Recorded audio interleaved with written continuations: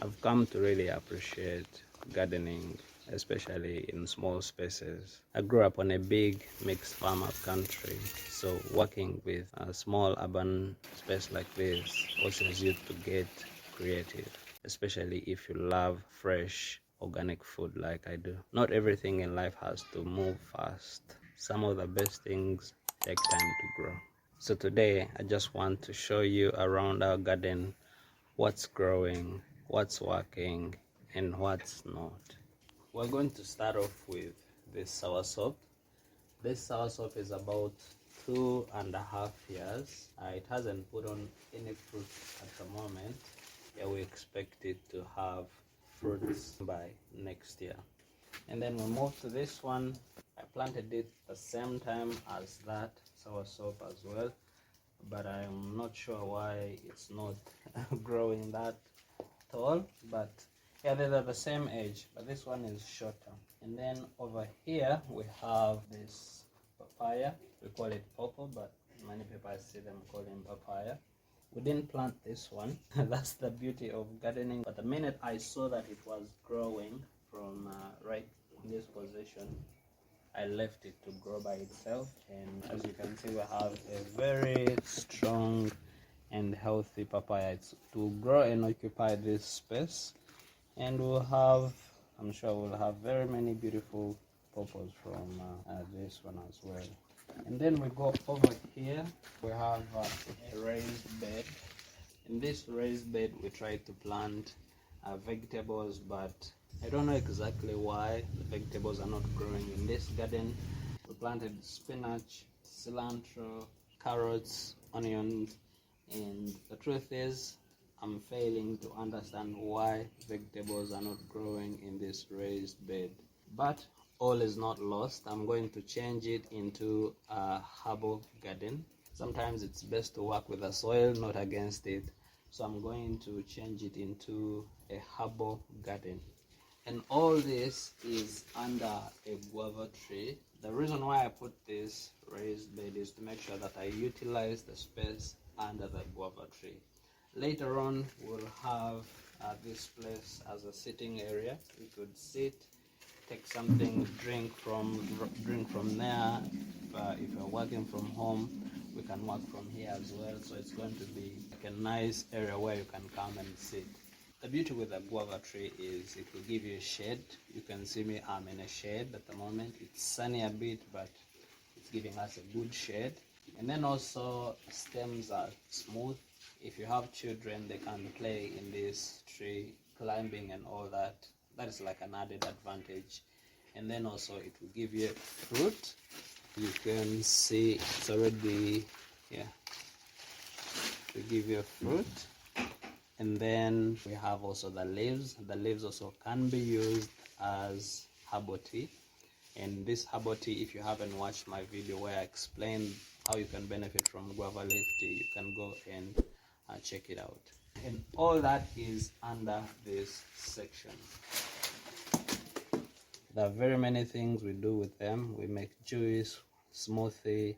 You save a lot of money on these fruits as well. So you can't go wrong when you plant a guava tree.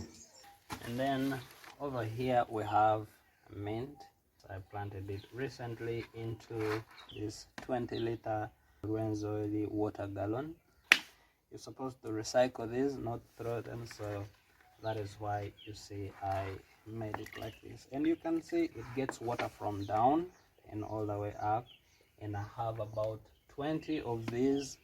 I've planted different things in them. Here I have strawberry. This is basil. It has a tomato in there.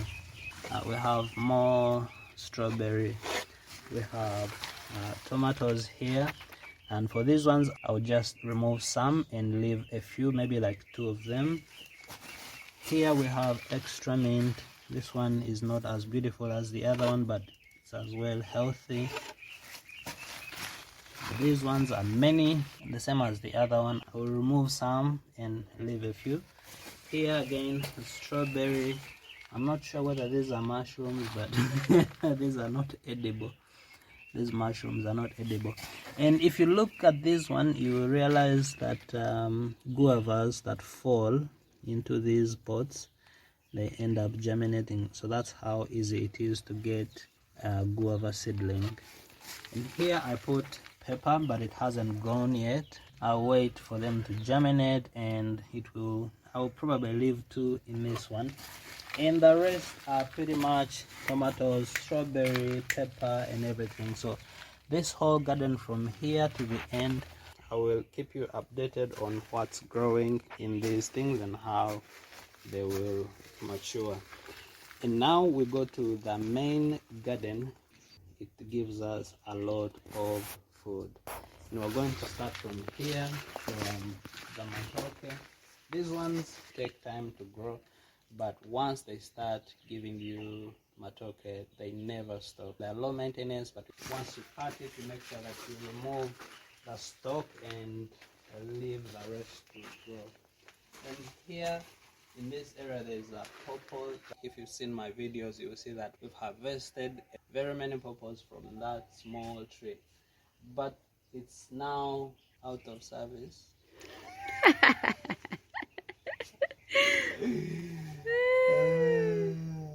It's no longer giving us fruit, but the beauty is we already got one of the pawpaws, the one we harvested, and we planted it in one of these spaces. I'm going to be showing you where we have its seedlings, and hopefully it can continue giving us pawpaw from generation to generation. And over here we have a tire garden over here. The old tires, in case you don't have enough space, you can use the old tires as a garden and just put soil and put whatever plant that you want. And if you look here, we have cassava. This one is a survival plant. I think I mentioned it in my survival plant video. You can check it out. This one is very good. It will harvest tons and tons of food. And then over here, this flower here, my mother told me that it gets rid of ants, the red ants in the garden naturally.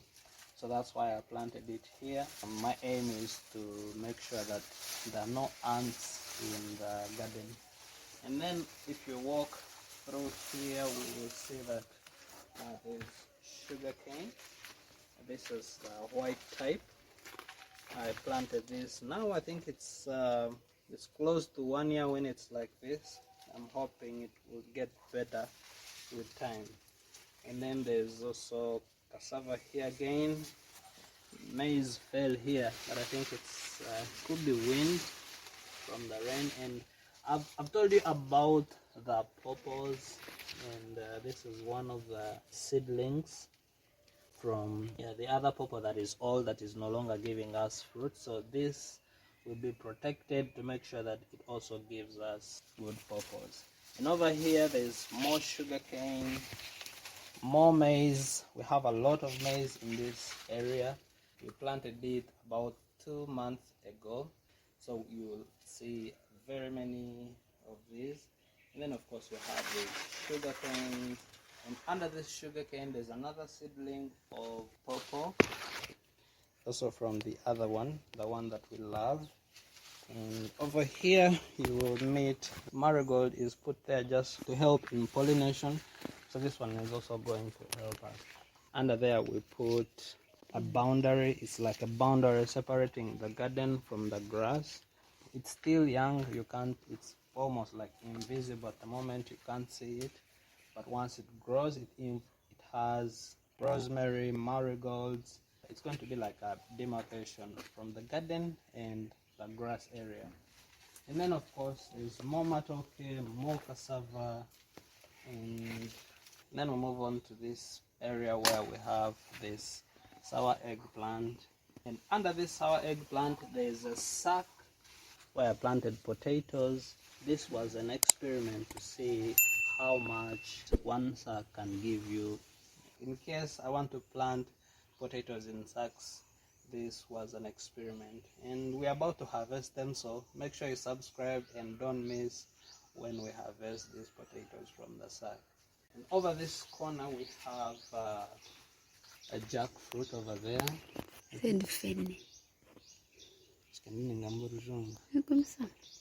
That jackfruit right there, it's healthy.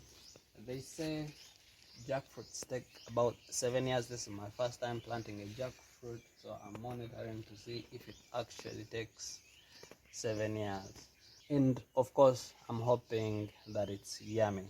That is one of the biggest regrets in gardening, to wait for such a tree for 7 years only for it to turn out not good.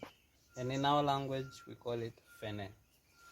What do you call it in your language? Put it in the comments. And then over here we have a compost pit. That's where we throw all compost, the things that we know will make manure. And then after that we have this wonderful avocado tree. It has very solid avocados. They're very yummy. This is the second season. This is the second season it's putting on. So if you look in the tree, there are very many avocados. And under the avocado, you will see a section of potatoes. It's also like an experiment. We're trying to see the sack and the heap of soil, what produces the most potatoes. And over here we have this date. The challenge I'm getting is it flowers. The flowers end up falling, ends up drying.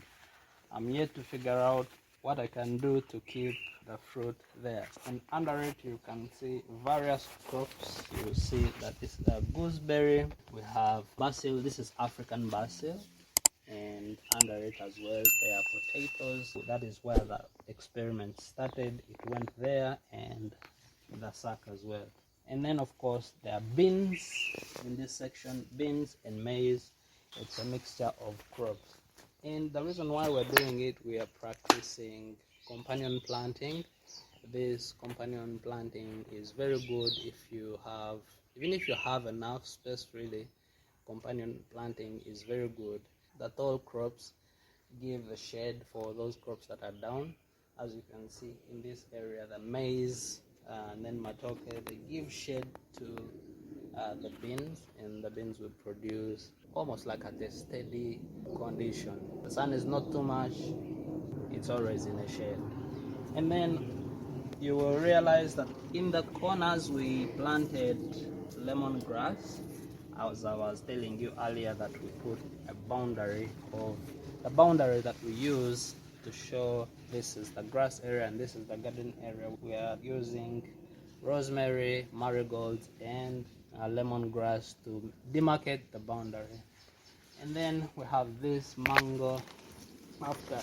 After harvesting this mango, I'm going to cut it down. The reason being, it's in the compound. This whole area was a garden, full garden with cassava and all that. We had a very huge garden, but now we've decided to plant grass, and there's a huge chunk of space with grass. We planted 2 types of grass, and we are trying to see which one will be the best so that we can push the other one out. But for now, yeah, that area is full of grass, and it looks like my daughter's artwork here. I don't know what this is. I think they're like beads.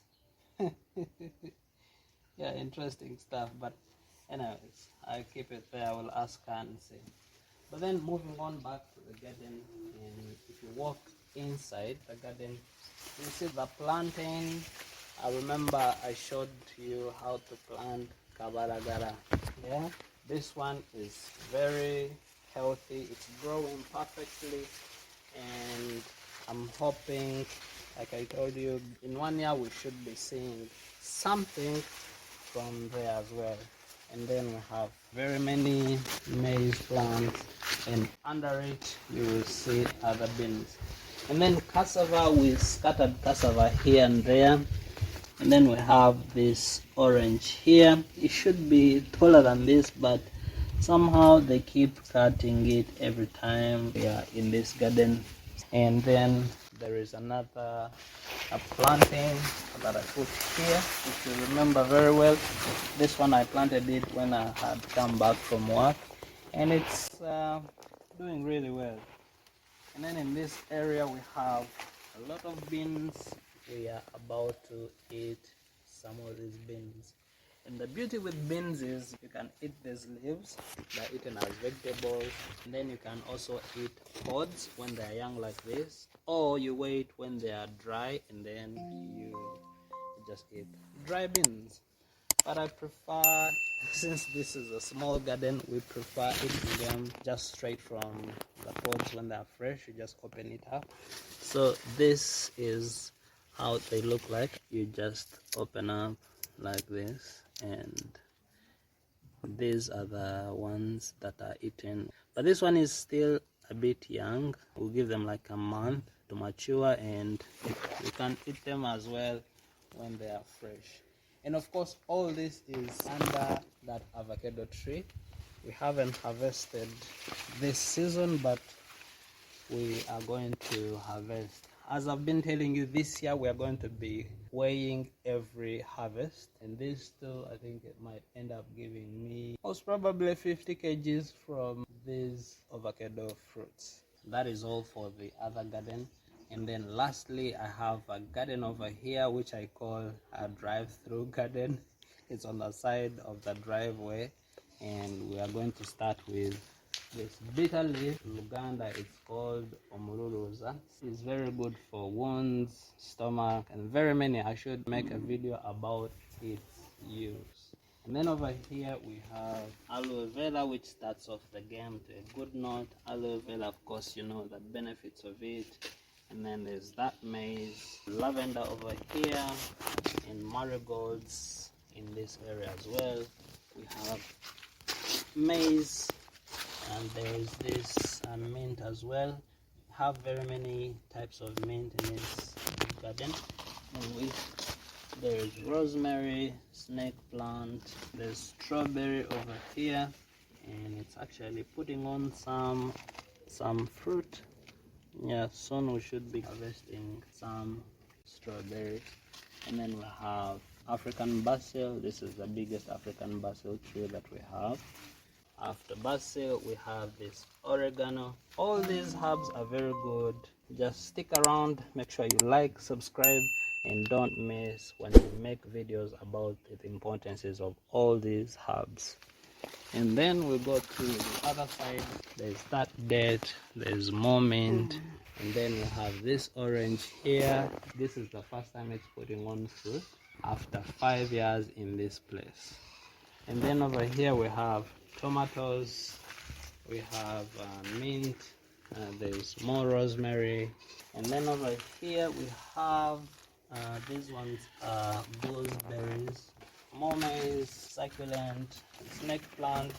I don't know the name of this flower, I just got it from my mother's flower garden and I planted it here. Lastly, we have this spot where there is these beautiful tomatoes. These ones are cherry tomatoes, so tiny but so nutritious. And this is the third soursop. That means we have 3 soursop trees, and then my lovely rosemary. I'm planning on removing this and move it towards the grass. Otherwise, there are very many other videos you can check out in the playlist.